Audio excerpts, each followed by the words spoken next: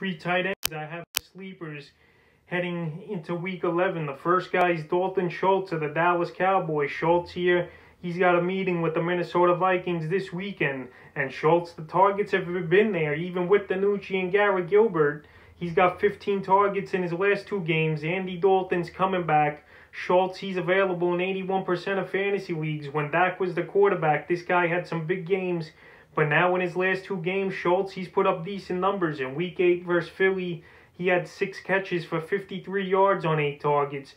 And then Week 9 versus Pittsburgh, 7 targets, 4 catches, 48 yards. So Schultz versus Minnesota, it wouldn't surprise me to see him have 7 or 8 fantasy points. Tight end is a very weak position this season. So Schultz, he's a guy I could play with some decent confidence this week and hoping he gets 8 or 9 points. So he's the first sleeper. The second guy is Kyle Rudolph. We're staying in the same game here. Rudolph finally had a big performance last week versus the Chicago Bears. That was also due to the fact Irv Smith Jr. was out as well. But Rudolph, 4 catches, 63 yards on 5 targets.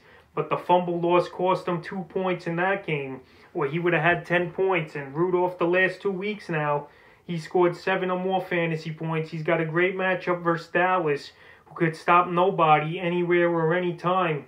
And it wouldn't surprise me to see Rudolph used in the red zone and get a sneaky touchdown or 2 here. So I like it a lot for Kyle Rudolph to have a good game as a sleeper versus the Dallas Cowboys. And the third and final tight ends, Jordan Akins of the Houston Texans. He's available in 97% of leagues. So if you're really trying to dig deep at the tight end position, this is a guy that I think could be a decent get.